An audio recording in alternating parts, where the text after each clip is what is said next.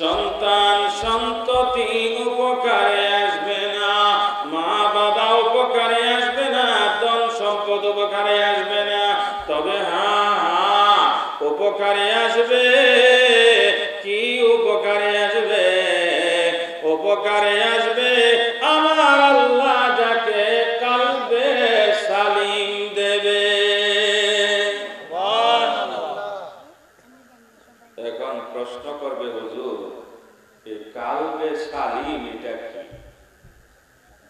কালবে সালিম এটা কি? কারণ কালবে সালিম নিয়ে যারা হাসরের ময়দানে উঠবে, আমার নবী বলে হাসরের ময়দানের যত কাঠিন্যতা আছে কোন কাঠিন্যতা তাকে নাগাল পাবে না। আমার নবী বলে আরেক হাদিসের মধ্যে, কালবে সালিম নিয়ে যারা হাসরের ময়দানে আল্লাহর দরবারে যাবে, আমার নবী কয় আমার আল্লাহর ইয়ার কন্ডিশনের মধ্যে নির্বিঘ্নে তারা বসে থাকবে।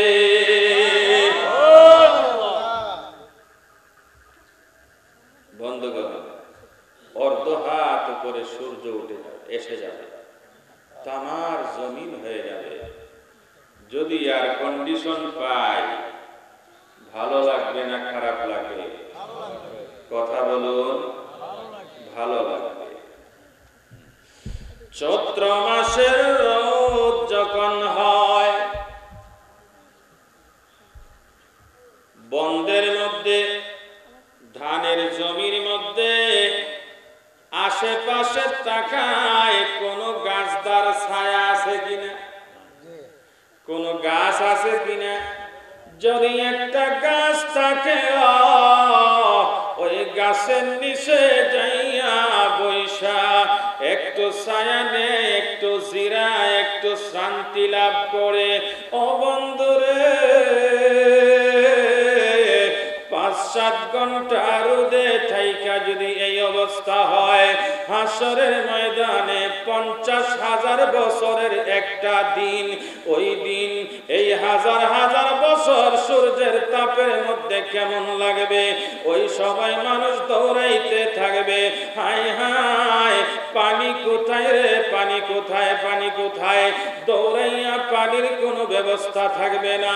হায় হায় মানুষের ঘামের এমন অবস্থা হবে, এমনও মানুষ হবে রে, ঘামতে ঘামতে পানি জমতে থাকবে এবং ওই ঘামের মধ্যে সেই সাঁতরাইতে থাকবে।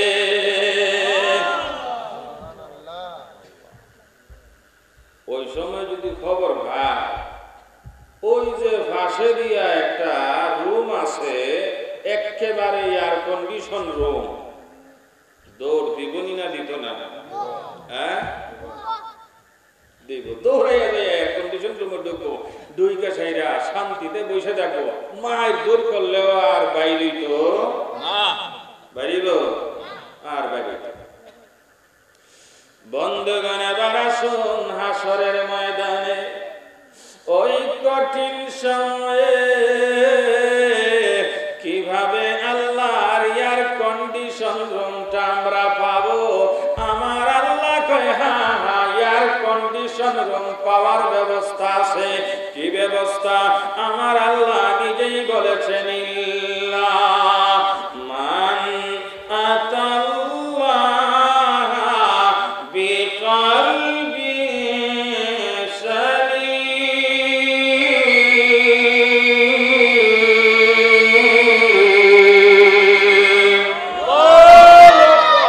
ভিতরে আরেকটু কমাই দিন, খুশি না বেজার? আরো জোরে বলি, খুশি না বেজার? আরেকটু ভিতরে কমান।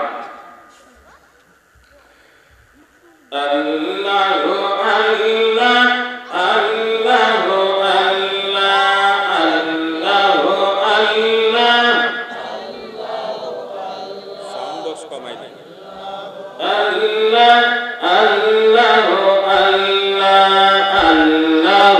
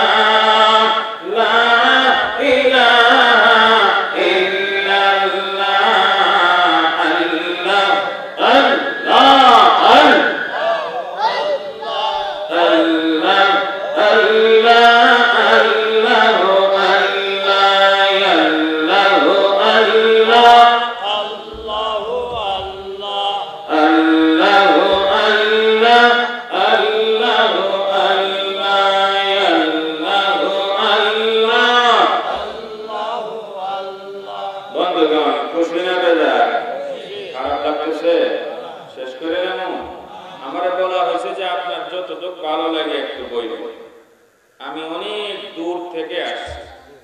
গতকাল গত পরশুদিন চরম ব্যস্ততার মধ্যে গেছে। এরপরে আমার এলাকা হবিগঞ্জ, আপনারা আমাকে ভালোবাসেন, যখনই আহ্বান করেন তখনই আমি আসি। আল্লাহ আশাকে কবুল করেন বলি আমিন।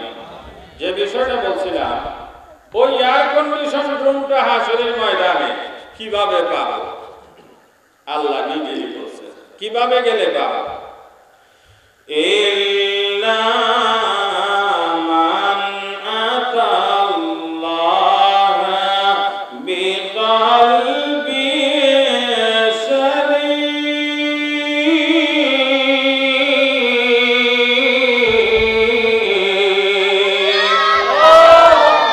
আমার আল্লাহ কয় বান্দা, হাসরের ময়দানের কঠিন অবস্থায় এয়ার কন্ডিশন রুম যদি তুমি পাইতে চাও, ওখানে যদি ভালো থাকতে চাও, আমি আল্লাহর দরবারে খালি হাতে আসা চলবে না, বরং আমার কাছে কি নিয়ে আসতে হবে?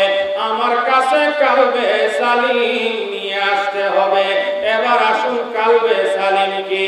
সালিম মানে হচ্ছে প্রশান্ত, সালিম মানে হচ্ছে প্রশান্ত। আর আপনার কালব মানে কি? আমার নবী নিজে কালবের পরিচয় দিয়েছেন। আমার নবী বলে, উম্মত হে আমার, আলা ইন্না ফিল জাসাদে লামুদগাতুন, উম্মত রে, নিশ্চয় তোমার এই শরীরের মধ্যে একটা মাংসের টুকরা আছে, একটা মাংসপিণ্ড আছে। ইজা সলহাত সলহাতিল জাসাদ, ওই মাংসপিণ্ড যদি শুদ্ধ থাকে সারা শরীর শুদ্ধ থাকে, আর ওই মাংসপিণ্ড যদি অশুদ্ধ হইয়া যায় সারা শরীর অশুদ্ধ হইয়া যায়। এখন আসেন, যে মাংসের টুকরা অশুদ্ধ হয়ে গেলে সারা শরীর অশুদ্ধ হইয়া যায়, এটার নাম একটু জানা দরকার আছে না নাই? এটাকে আমার আল্লাহ বলতেছেন কালবে সালিম। কালব ঠিক বাম দুধের 2 আঙ্গুল নিচে ভিতরে, যেটাকে ইংরেজিতে বলে হার্ট, বাংলায় বলে হৃৎপিণ্ড, আর আরবি ভাষায় আমার নবী শিখাইছেন এটার নাম হচ্ছে কালব। কি নাম এটা? কালব। আমরা পবিত্র হই কি দিয়া? কথা কয় না? ওযু দিয়া। গোসল করলে শুধু ওযু কামাইব? তো বোঝা গেল আমরা পবিত্র হই ওযু দিয়া এবং গোসল দিয়া। ওযুর চেয়েও বড় হইল গোসল। এখন বন্ধুগণ, আমার নবীর কথা অনুযায়ী ওযু করলাম, গোসল দিলাম, কাপড় পরিবর্তন করলাম বা ধুইয়া পরিবর্তন পবিত্র করলাম, কিন্তু আমার কালটা শুদ্ধ ছিল না। আমি কি পবিত্র হইলাম? আমি পবিত্র হইলাম। এজন্য আমার বাহ্যিক যেমন তোমার পবিত্রতা আছে, ওযু যেমন লাগবে, গোসল যেমন লাগবে, সাথে সাথে তোমার এই অভ্যন্তরীণ পবিত্রতা, তোমার কালকে তুমি সালিম নিরাপদ বানাইবা। তুমি পবিত্র কইরা দুনিয়া থেকে বিদায় নিয়া আবার হাসরের ময়দানে যখন হাজির হইবারে, আমি আল্লাহ তোমার জন্য এয়ার কন্ডিশন রুম ব্যবস্থা করব।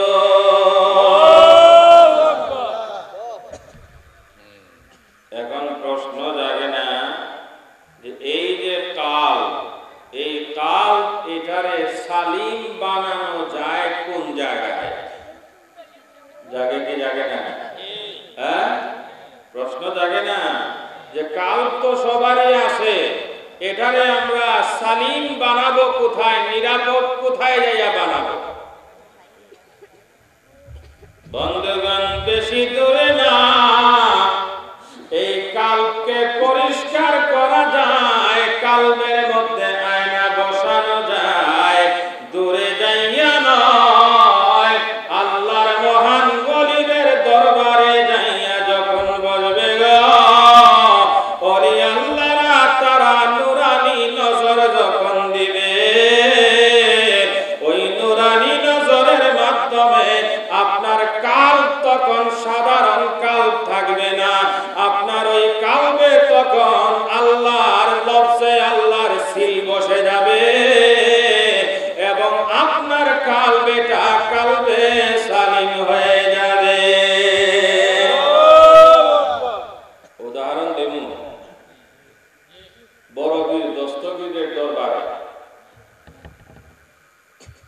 ওনার মুরিদ এসে বলতেছে, হুজুর বহুত তখন যখন করতেছি কিন্তু লফজে আল্লাহকে কালবে বসাইতে পারতেছি না।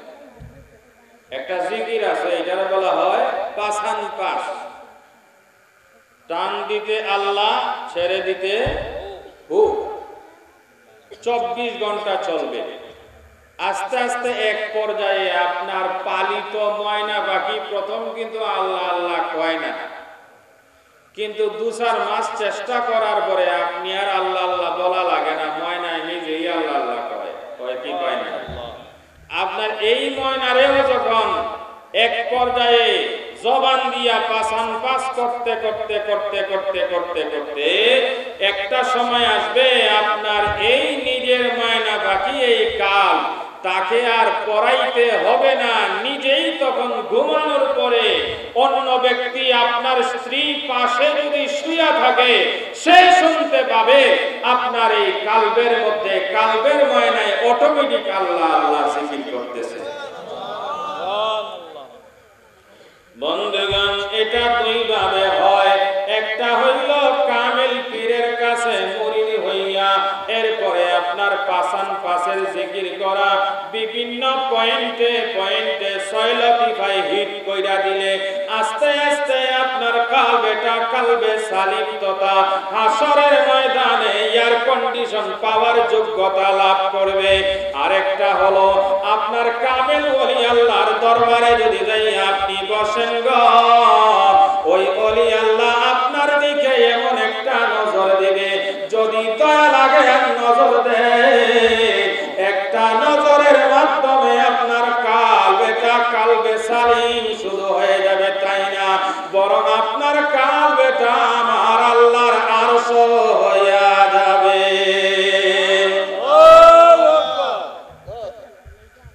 শোনেন, এবার বিজ্ঞানের কথা বলি। বলবেন যে শুধু হাদিসের কথাই কইলেন, কাল্ব যে হৃৎপিণ্ডটা ছোট মোটো দেখছেন এত বড় না, না না না। হাদিসে আমার নবী বলেন, কুলুবুল মুমিনিনা আরশুল্লাহ, মুমিনের যে হৃৎপিণ্ড কাল্ব এটা আল্লাহর আরশ। সুবহানাল্লাহ বলবেন না?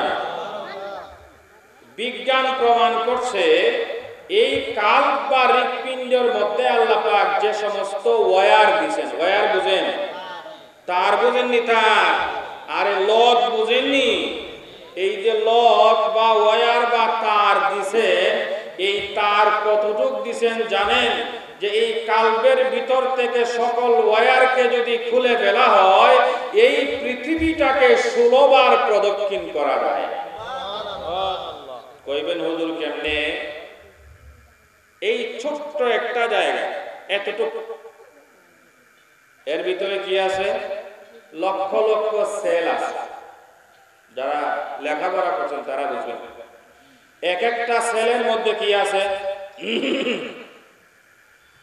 সেলের মধ্যে আছে আপনার প্লাজমা, ভিতরে আছে মাইটোকন্ড্রিয়া, আরো ভিতরে আছে সাইটোপ্লাজম, সাথে আছে রাইবোজোম, এর ভিতরে আছে নিউক্লিয়াস, নিউক্লিয়াসের ভিতরে আছে নিউক্লিওলাস, এরপরে আপনার বিভিন্ন রকম মেমব্রেন, এরপরে আছে জলীয় কণা পানি, এই সহ যতগুলো আছে একটা সেল থেকে সবগুলোকে খুলে খুলে এরপরে এক একটাকে লম্বা যদি করা হয়, এই কাল্বের মধ্যে যতগুলো সেল আছে সকল সেলকে যদি খুলে ফেলা হয়, এই একটা একটা করে লম্বা করা হয়, আমার আল্লাহ কাল্বের ভিতরে যে সমস্ত আপনার ওয়্যার দিয়েছেন এই ওয়্যারগুলো দিয়ে গোটা পৃথিবীকে 16 বার প্রদক্ষিণ করা যায়।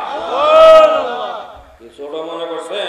এটা যদিও দেখতে ছোট কিন্তু এটার গুরুত্ব অনেক বেশি। একটা উদাহরণ দিচ্ছিলাম বন্ধুগণ, আমার কথা না, গাউসে পাক আব্দুল কাদের জিলানী রহমাতুল্লাহি আলাইহির দরবারে আসছে ওনার মুরিদ। আমি ওনার কথা না, গাউসে পাকের কে নিয়ে কিতাবের নাম হইল বাজাতুল আসরার। ওই বাজাতুল আসরারের মধ্যে ঘটনা আনা হয়েছে যাইতেছে। গাউসে পাকের দরবারে মুরিদ আয়েশা বলে, গাউসে পাক গো, পয়েন্টে পয়েন্টে জিকির করছি, লতিফায় লতিফায় আমি বিভিন্ন জিকির আজকার করছি, কিন্তু কোন কাজ হইতেছে না। ইয়া গাউসে পাক অরদস্তগীর, কোন কাজ যেহেতু হচ্ছে না, আপনি সরাসরি আমাকে কিছু দেন।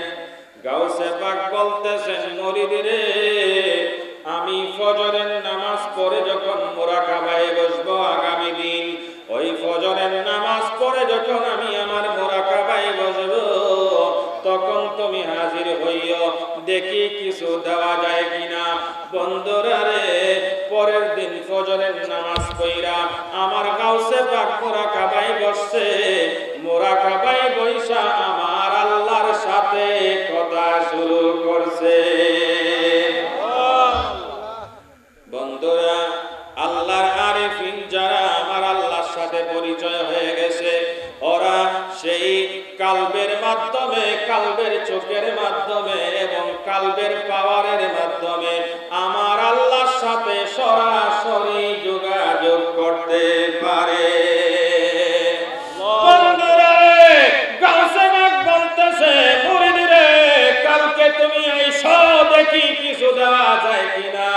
পরের দিন ফজরের নামাজ পড়া গাউসে পাক মুরাকাবায় বসছে। মুরাকাবায় বইসা কালবের চোখটাকে খুলে দিয়ে আমার আল্লাহর সাথে কথা শুরু করছে। আল্লাহর সাথে কি হচ্ছে?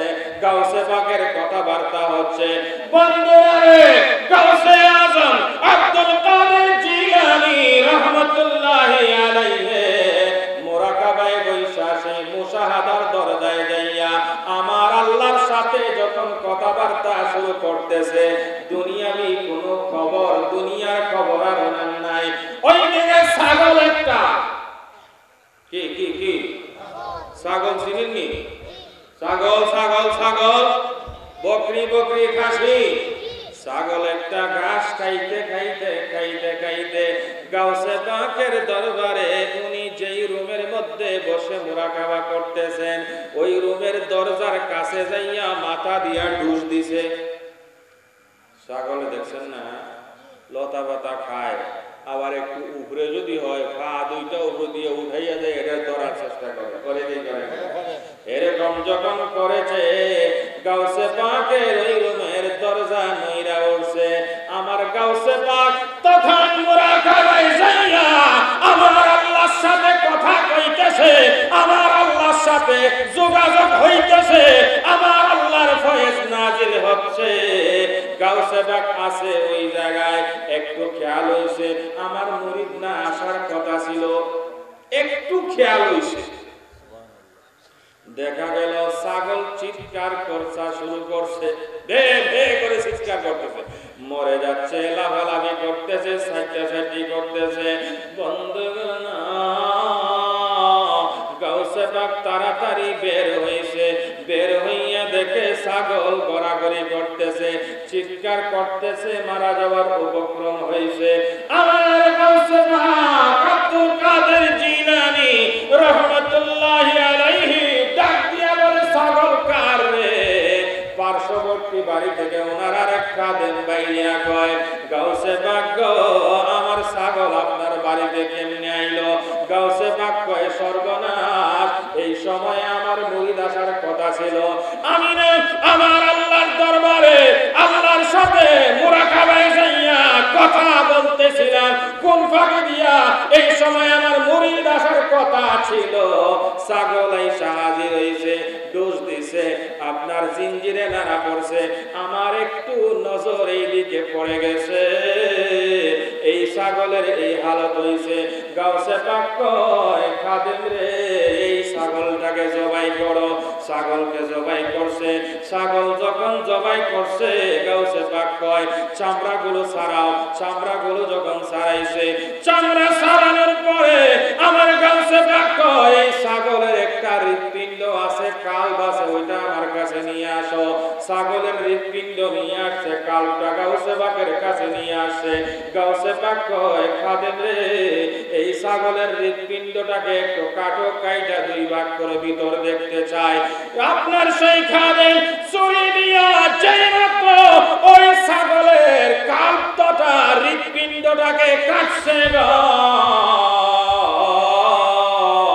তখন দেখতে পায় ওই ছাগলের কালবের ভিতরে সোনালী অক্ষরে আল্লাহ লেখা আছে।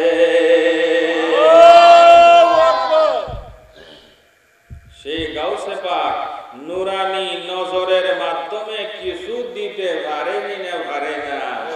হ্যাঁ, পারে কি পারে না?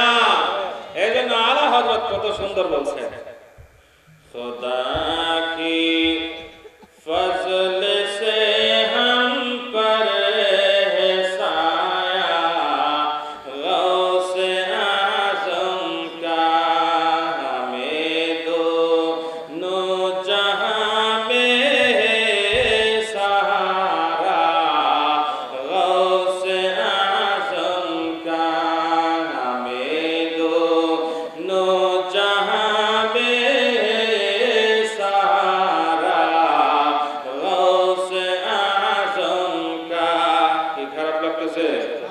শেষ করে দেব, কিন্তু মনে মনে বলতেছে, হুজুর এই যে ফার্সি মার্সি উর্দু মুর্দু কোন এটি তো আমরা বুঝি না, যদি একটু বাংলা কইতেন ভালো হইতো, ঠিক কিনা? হ্যাঁ, এটার বাংলাও হইছে, আমার আর এক ছাত্র বাংলা করছে, ওলি দিগার রাজা মহারাজ লহু তেরে সালাম কাহে আব্দুল কাদের জিলানী, ওলি দিগার রাজা মহারাজ লহু তেরে সালাম কাহে আব্দুল কাদের জিলানী। মুসিবতে পড়ে আমরা ডাকি তোমায় দস্তগীর, ডাকি কি ডাকি না? মুহূর্তেতে উদ্ধার করো অগমুদের বড় পীর, অগমুদের বড় পীর, নাই তুলনা বিশ্বে তোমার অগ পীরে নাসানি আব্দুল কাদের জিলানী, ওলি দিগার রাজা মহারাজ লহু তেরে সালাম কাহি আব্দুল কাদের জিলানী, কৃপা করে রাখো মোদের লাগ ওগো মাহবুব সুবহানী আব্দুল কাদের জিলানী। এবার বলুন, ওলি আল্লাহদের নজরের মাধ্যমে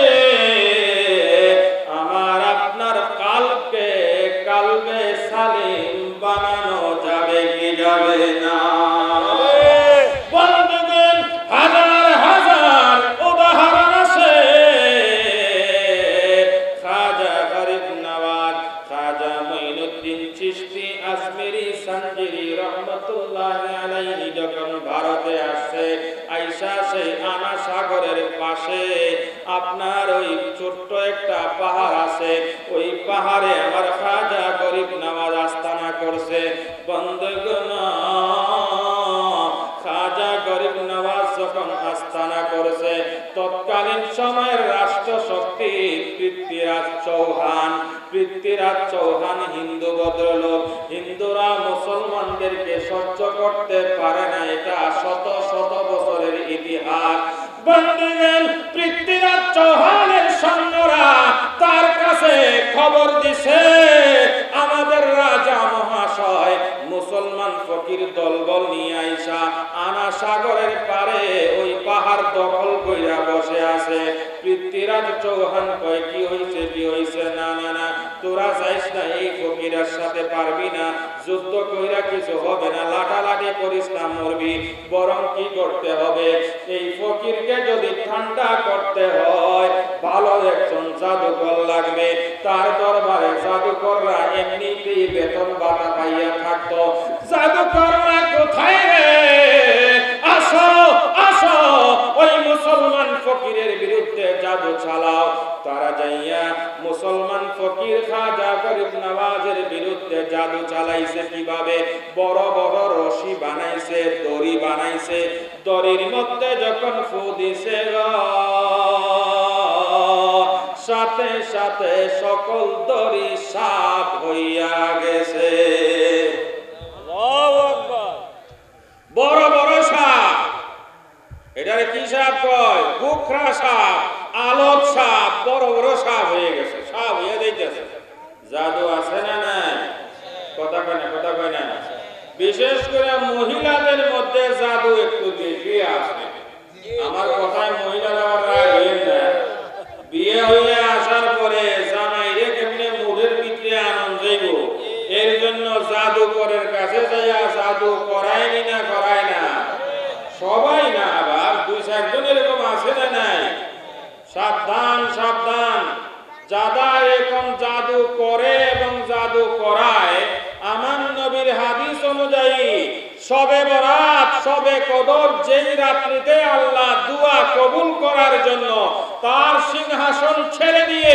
দুনিয়ার আকাশে আইসা আমার আল্লাহ ডাকতে থাকে বান্দা আমার কাছে ক্ষমা চাও আমি ক্ষমা করব ঠিক কিনা বন্ধুরা আল্লাহ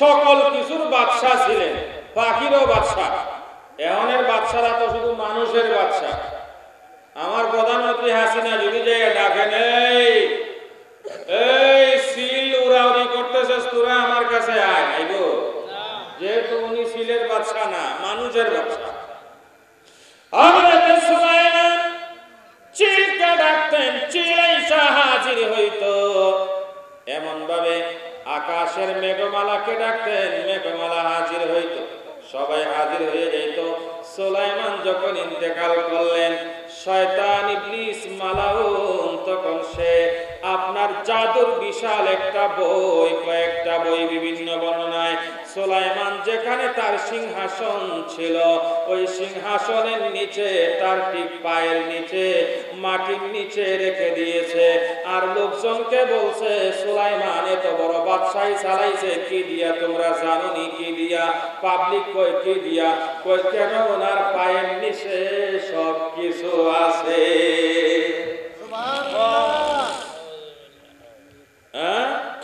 জাদুর বই পায়ের নিচে পাবলিক সেই জাদুর বই যখন মাটি করছে পাইয়া গেছে বাস জাদু শিক্ষা শুরু হয়ে গেছে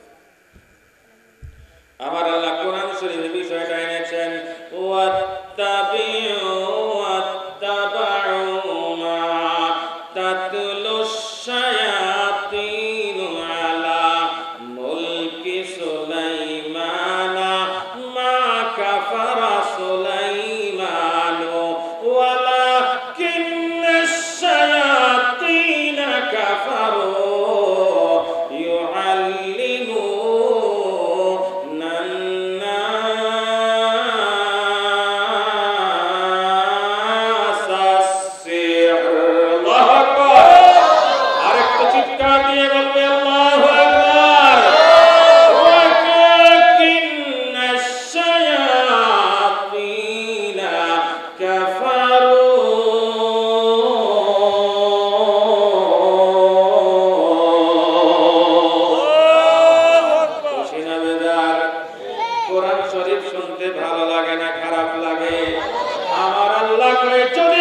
হইয়া থাকবে।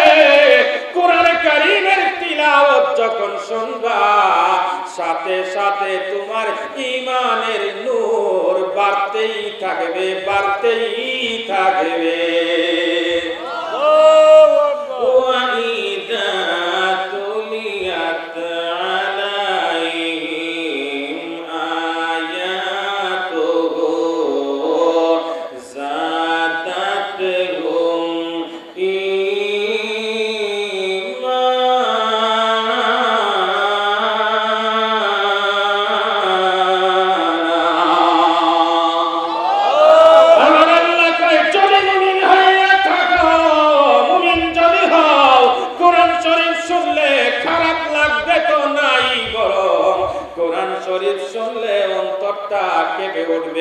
এবং সাথে সাথে তোমার ঈমানের নূর বাড়তেই থাকবে, বাড়তেই থাকবে, বাড়তেই থাকবে। কি বলছিলেন হযরত সুলাইমানের সময় শয়তান জাদু শিকার ব্যবস্থা করছে। আমার নবী পর্যন্ত জাদুবিদ্যার মন্ত্রর কারণে, তন্ত্র মন্ত্রর কারণে আমার নবী পর্যন্ত অসুস্থ হয়েছিলেন। এটা হাদিসের মধ্যে আছে। বন্ধুগণ, দয়াল নবী জাদুর মাধ্যমে অসুস্থ হয়েছেন, কাজেই আমরা অসুস্থ হইতে পারি কি পারি না? এজন্য সাবধান, সাবধান। কাউকে জাদুর মাধ্যমে অসুস্থ করা এটা তার লাভ করলাম না ক্ষতি করলাম? কথা কয় না? কারো ক্ষতি করা যায় আছে? এজন্য আমার নবী কয় মুসলমান সেই সবে বরাতের রাতে, সবে কদরের রাতে পর্যন্ত আমার আল্লাহ সেই রাত্রিগুলোতে তার সিংহাসন ছাইরা দিয়া আমাদের সবচেয়ে কাছের আকাশে আগমন কইরা আমাদেরকে ডাকতে থাকে, বান্দা মাফ চাও, মাফ চাও, মাফ চাও। ওই রাত্রিতে পর্যন্ত জাদু যেই ব্যক্তি করে আর জাদু যেই ব্যক্তি করায়, উভয়ের দুয়া সেই রাত্রিতেও কবুল হবে। এজন্য আমরা আল্লাহর দরবারে দোয়া করব এবং মাফ চাইব। যারা জাদু করেছেন তওবা কইরা মাফ চাইতে হবে, আর যারা জাদু করাইছেন তারাও আল্লাহর দরবারে তওবা কইরা মাফ চাইতে হবে। আমার আল্লাহ মাফ করতে পারে কি পারে না?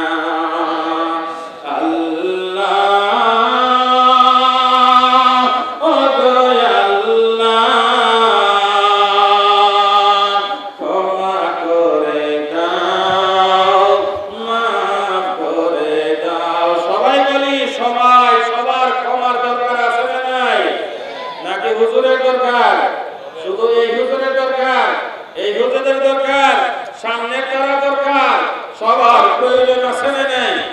ক্ষমার প্রয়োজন আছে না নাই? মাফ লাগবে কি লাগবে না?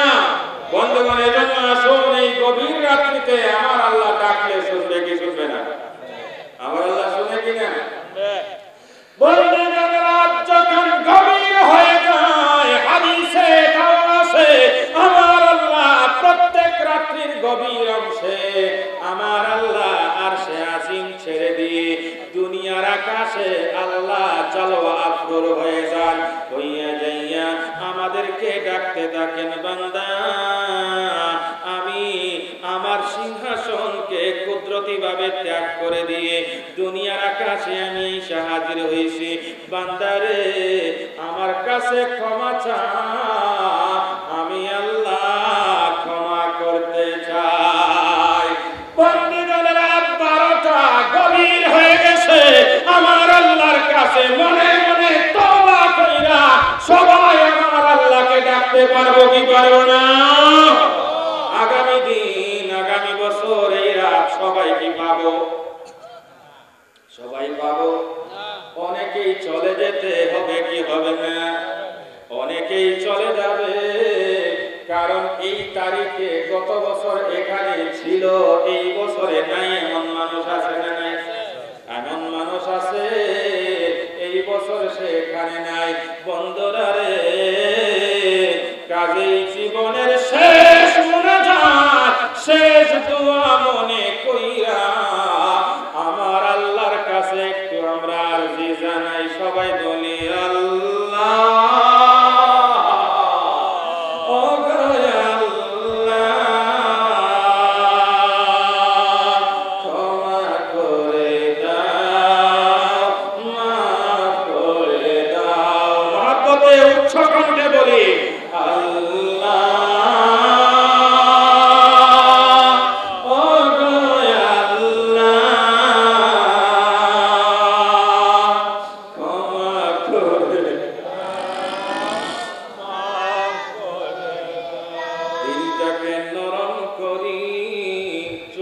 পানি ছেড়ে দেওয়ার চেষ্টা করি।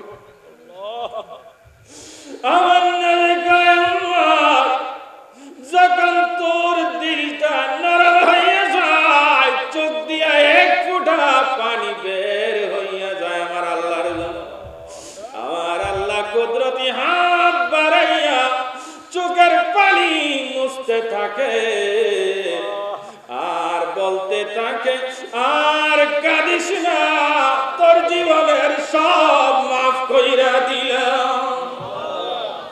আরেক হাদিসে আমার নবী কয়, এক ফোঁটা চোখের পানি যদি আল্লাহর জন্য বের হয়ে যায়, ওই চোখের পানির দাম কত বেশি আল্লাহর দরবারে জানো কি? তোমার জন্য আল্লাহর জাহান্নামের আগুনকে নিভাইয়া দেওয়ার জন্য ওই এক ফোঁটা চোখের পানি যথেষ্ট হয়ে যাবে। আসুন বন্ধুগণ, শেষ মুনাজাত মনে করে আমার আল্লাহর দরবারে অন্তরটাকে নরম করে দিয়ে চোখের পানি ছেড়ে দেওয়ার চেষ্টা করি এবং বলি, আল্লাহ ও দয়াল, ক্ষমা করে দাও, মাফ করে দাও আল্লাহ, ও দয়াল, ক্ষমা করে দাও, মাফ করে দাও। আমার আল্লাহ শুনছে কি শুনছে না? এই জন্য বন্ধুগণ রে,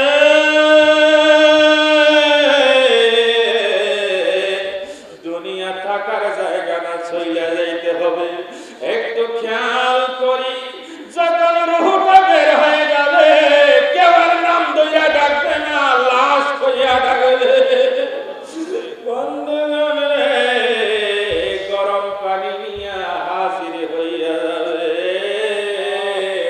যে কাপড়টা পইরা মারা গেছ, ওই কাপড়টা পর্যন্ত খুইলা রাখবে, সাদা কাফন পরাবে, এরপরে জানাজা দিয়া, এরপরে তরবাইন্দা কবরে নিয়ে যাবে, এরপরে দেখা যাবে কবরে নামাবে। যেই তিনজন নামাইছে তারাও আস্তে আস্তে উঠা যাবে। এরপরে দেখা যায় খাটি লাগাবে। এক পর্যায়ে যখন একটা খাটি একটা বাস বাকি আছে, তখন দেখবেন তাকাইয়া কেমন গুটগুটে অন্ধকার দেখা যায়। ওই কঠিন কবরের কথা মনে করে, ওই কবরে সবাইকে যাওয়া লাগবে, সবাই আমরা একা হয়ে যাব। কাজে আল্লাহর দরবারে আজকের মাহফিল থেকে সবাই মাফ যেন আনতে পারি, সবাইকে যেন আল্লাহ মাফ কইরা দেয়। মাহফিল থেকে উঠার আগে সবাই যেন আল্লাহর পক্ষ হইতে নিষ্পাপ মাসুম ঘোষণা পায়। ঠিক কিনা বন্ধুরা? রব্বানা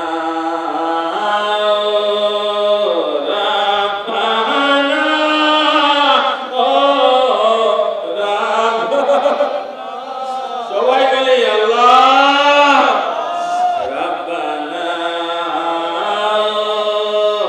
রব্বানা ও রব্বানা রব্বানা রব্বানা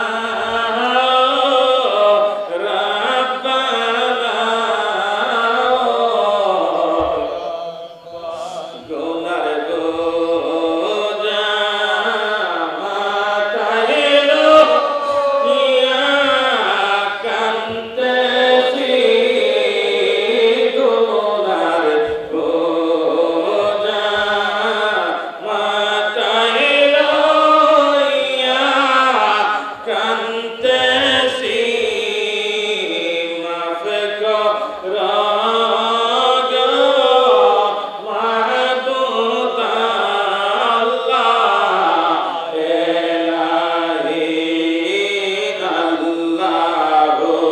আল্লাহুম্মা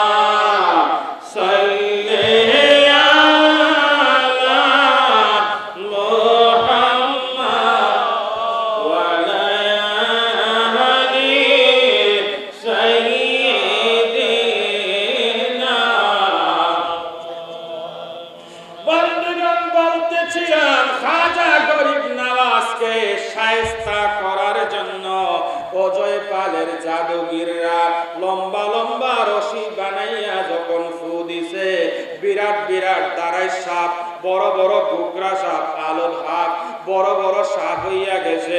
ওই সাপগুলো এবার আপনার নেড়ে ছেড়ে ছেড়ে ছেড়ে খাজা গরিব নওয়াজ যেখানে পাহাড়ের উপরে বসে আছে ওই জায়গায় যাইয়া হাজির হইতেছে। খাজা গরিব নওয়াজের সাথে যে সমস্ত ওনার ভক্তবৃন্দ ছিল, সকল ভক্তবৃন্দ কয়েক না একজন দাঁড়ায় খাজা গো আইলো, ঠিক বেশি কিচ্ছু লাগতো না তো, একটা দুরা সাপ যদি কেউ উড়াইয়া মারে এখানে দেখা যাবো কি মিনিটের মধ্যে লাভ দিয়া এখানে কেউ নেই। আর কালামালা কোন সাপ জুদাইয়া পড়ে কাউরে পাওয়া যাইব? ওরা নিজের লাঠি মুবারক দিয়া একটা দাগ দিছে গোল কইরা। বন্ধুগণ, লাঠির কারামতি আছে না নাই? হ্যাঁ, ওসিলা আছে না নাই? লাঠি ও ওসিলা হইতে পারে কি পারে না? আরে হযরতে মুসার লাঠি, এটা হাজার হাজার সাপ খেয়েছে, হাজার হাজার সাপ খাইছে। ফেরাউনের জাদুকররা এভাবে সাপ বানাইয়া ছাড়ছে। মুসাকে আল্লাহ কয় আলকি আসাক ও মুসা, আমি যে তোমার এখন যে সাহায্য করা লাগবে না, তোমার এই লাঠি এটারে ছেড়ে দাও। লাঠিরে ফেলাই দিছে, বিরাট বড় সাপ হইয়া ফেরাউনের যত সাপ পাঠাই দিল, হাজার সাপ সবগুলোর একটা একটা করে খেয়ে গেছে। সুবহানাল্লাহ। বন্দে খাজা গরিব নওয়াজ সেই লাঠি, ওনার লাঠি দিয়ে দাগ দিছে। দেখা গেল ওই যে সাপ আসছে, যখন এর সাথে সাথে ওই সাপ আবার আগের মতো রশি দড়ি হইয়া গেছে। ছোট মোটো দিয়ে হইতো না, আরো বড় কিছু লাগবে। বড় বড় বোল্ডার, বোল্ডার চিনেননি? পাথর 2 মণ 3 মণ 5 মণ ওজনের পাথর আছে না নাই? আরো বেশি ওজনেরও আছে। বিশাল বিশাল পাথরের মধ্যে জাদু মন্ত্র কইরা ফু দিছে, আকাশ দিয়ে উইরা যাওয়া শুরু হইছে। খাজা গরিব নওয়াজ কয় ভক্তরা ভয় নাই, বসে থাকো। দেখা গেল ওই যে দাগ দিছে লাঠি দিয়া, ওই দাগের এখানে যখন আসছে গো, আবার সেই পাথর আকাশ থেকে সুন্দরভাবে নেমে নেমে লাইন হইয়া দাঁড়ায় আছে। সুবহানাল্লাহ। খাজা গরিব নওয়াজের এই বিষয়ে যখন পৃথ্বীরাজের কাছে খবর গেছে, পৃথ্বীরাজ মিটিং বসাইছে মন্ত্রিসভা। পৃথ্বীরাজের একজন মন্ত্রী কয় মুসলমান ফকির বড় জাদুঘর, ছোট মোটো জাদুঘর দিয়ে তারে হবে না। আমার জানা মতে জঙ্গলের মধ্যে একজন লোক 36 বছর ধরে সাধনা করে, অজয় পাল যোগী, তারে দাওয়াত করো। স্পেশাল ফোর্স পাঠানো হয়েছে, পাহাড়ে যাওয়া হয়েছে। ওরা যাইয়া অজয় পাল যোগীর কাছে হাত জোর করে বলে, আমাদের রাষ্ট্র এখন সমস্যায় পড়ছে, রাজা মহাশয় আমাদেরকে পাঠাইছে আপনার কাছে। অজয় পাল যোগী ধ্যান ভাঙ্গা কয় কি হইছে? কয় মুসলমান ফকির আমাদের সব শেষ কইরা দিল, কোন রকম জাদু বিদ্যা দিয়া তাকে কিছুই করা যাচ্ছে না। অজয় পাল যোগী আসছে, আইসা কয় মুসলমান ফকিরটা কেমন, তাকে একটু দেখা দরকার আছে। আমি হাইটা যাইয়া দেখব না। জাদু মন্ত্রপুত হইয়া নিজের গায়ে যখন ফু দিছে, অজয় পাল যোগী আকাশে উইঠা গেছে, আকাশ দিয়ে উড়ে উড়ে যাইতেছে। খাজা গরিব নওয়াজ কয় বেলায়েত নিচে থাকবে, জাদু উপরে থাকবে, এটা হতে পারে না। কোথায় রে আমার, আমার জুতা কোথায়, খরম কোথায়, কাকের জুতা খরম, আমার জুতা কোথায় কোথায় তোমরা? একটা খরম সামনে আসছে। আমার খাজা গরিব নওয়াজ কয় যাও অজয় পাল যোগীকে জুতা পিটা কইরা নামাইয়া নিয়ে আসো। দেখো আউলিয়ার কারবার, দেখো আউলিয়ার কারবার। দেখার মতো কিনা? কথা বলে না। ওলি আল্লাহরা পারে কি পারে না? কি আগুন জ্বালাই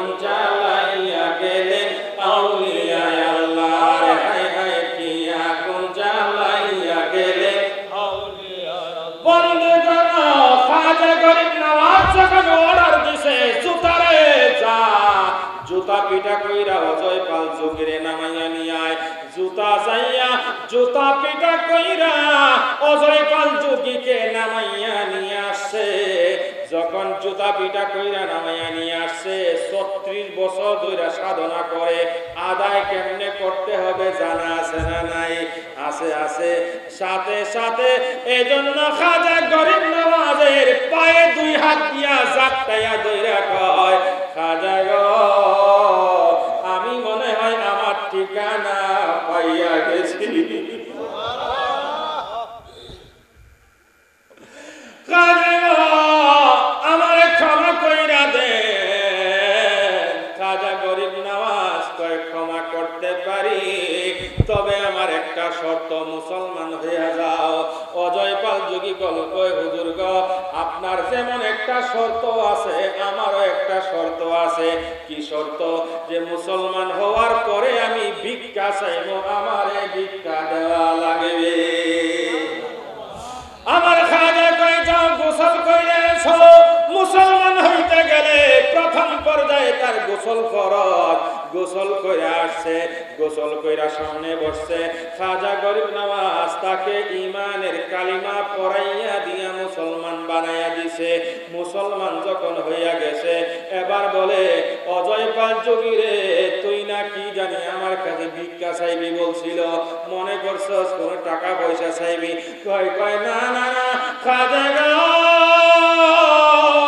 আমি 36 বছর পর্যন্ত জঙ্গলায় সাধনা করছি আমার টাকা লাগবে না পয়সা লাগবে না আমার যা লাগবে তা আমি আপনার কাছে ভিক্ষা চাই দয়া কইরা আপনার সিনা থেকে আমার সিনায় কিছু দে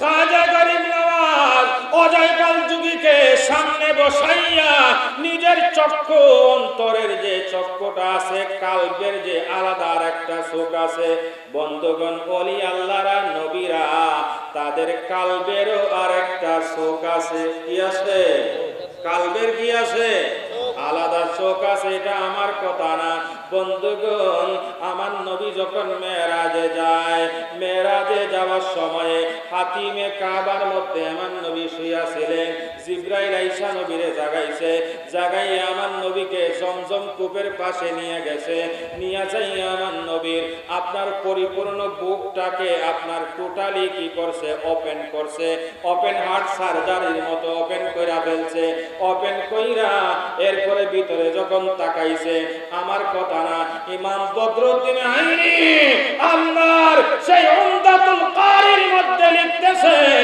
জিবরাইল যখন তাকাইছে তাকাইয়া দেখে বিশাল ময়লা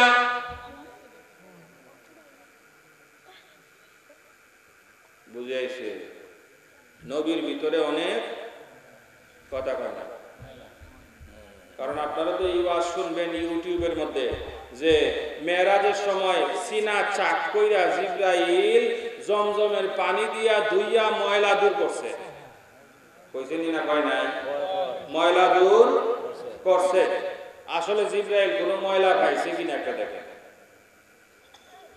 বন্ধুগণ জিবরাইল কি কয় আমি যখন তাকাইলাম তাকাইয়া দেখি ময়লা বলতে কিছুই নাই কালবুন সালিদুন স্বচ্ছ একটা কাল ফিহে আইনানে আমি তাকাইয়া দেখি ওই কালবের মধ্যে আলাদা দুইটা চোখ লাগানো আছে আমার মায়ের নবী দয়ার নবী ওই আলাদা দুইটা চোখ দিয়ে সব দেখতেছে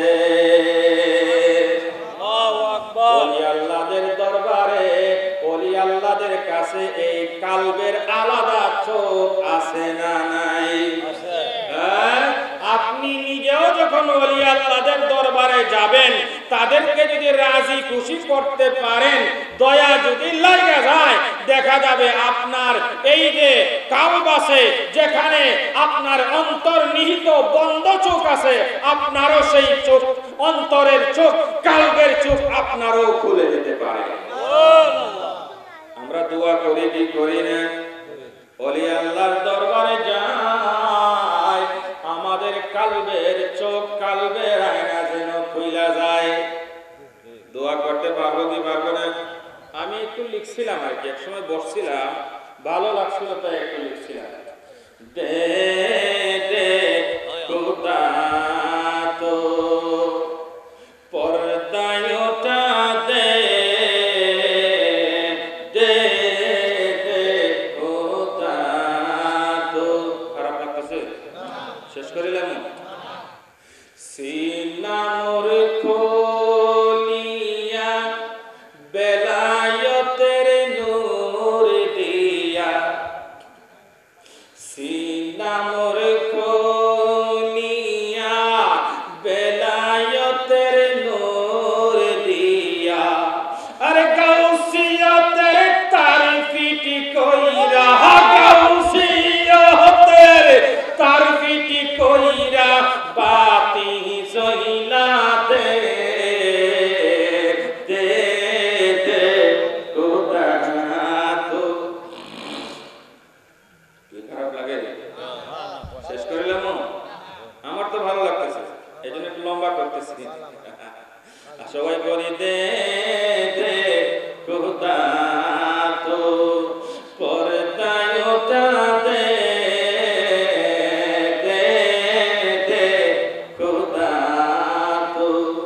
ওলি আল্লাহরা যে কি পারে, হ্যাঁ কি যে পারে, মইরা গেছে শেষ না আরো পারে। আমার বাবা নাসিরউদ্দিন দেখাইছে না দেখাই নাই?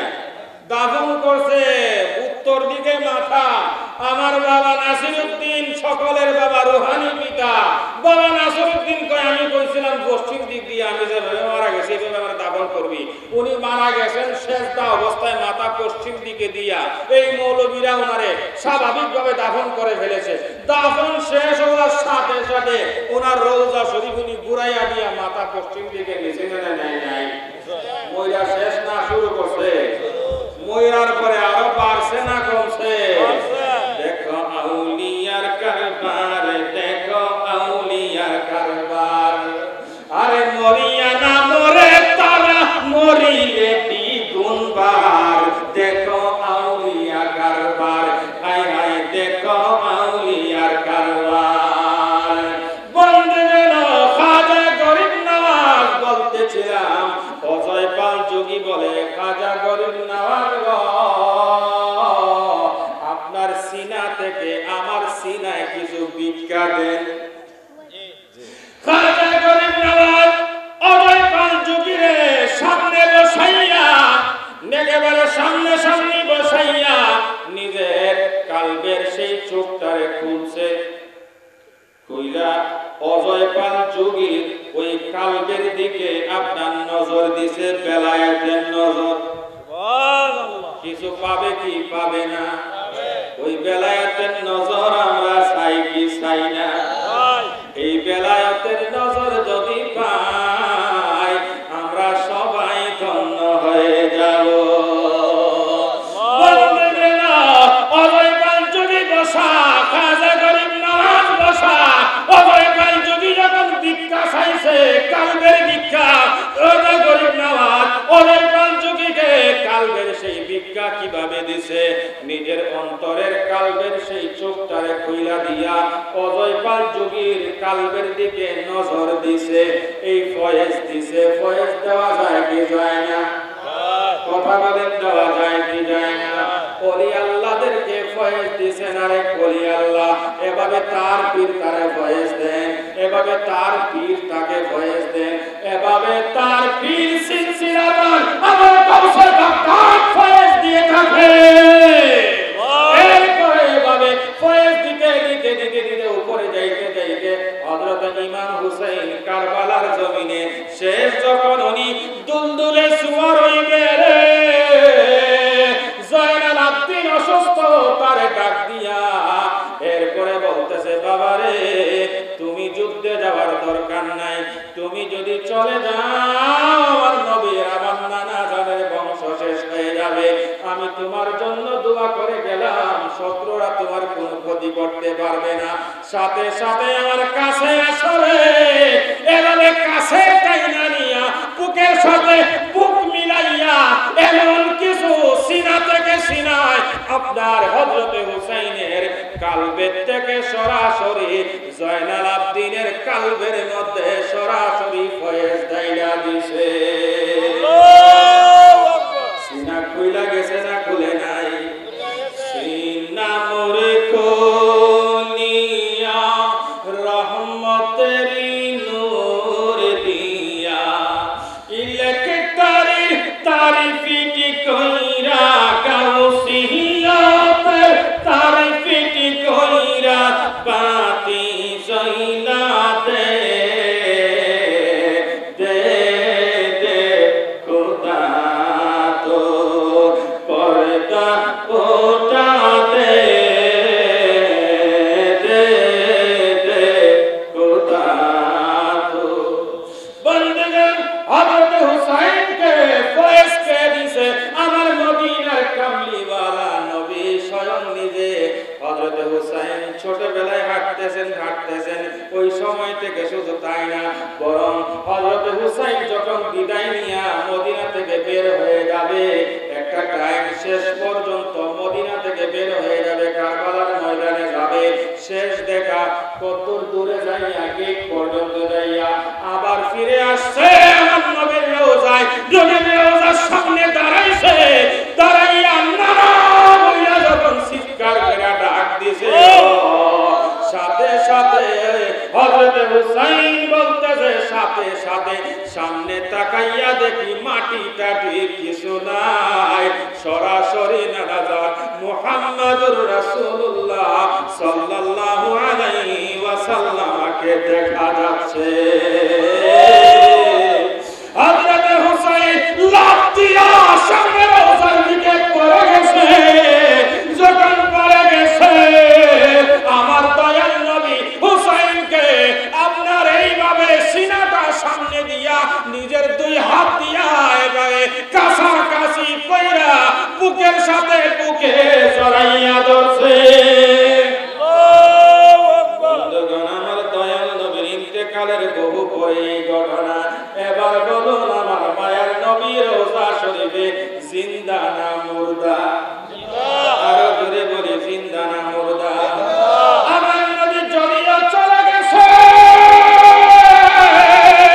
আমরা আশিকরা যারা আছি তাদের জন্য আমার নবী কয়, আমার সাথে তোদের যারা সাধারণরা আসস তাদের সাথেও আমার কানেকশন থাকবে।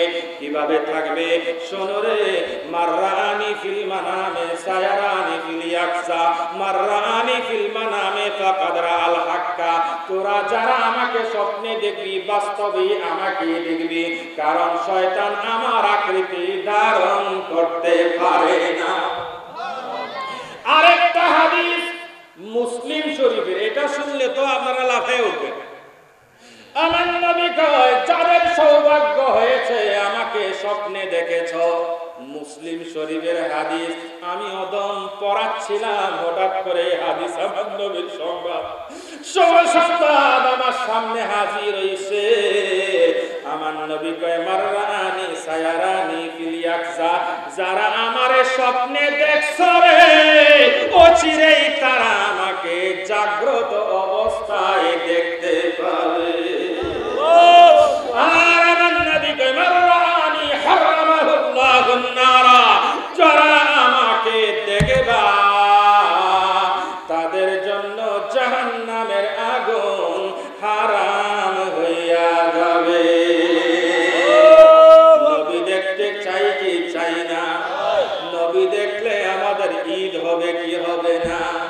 আরো জোরে বলি, খুশি হব কি হব না? এজন্য ইমামে আহলুস সুন্নাহ খুব সুন্দর করে লিখতেছেন, তেরা দীদ জব হোগি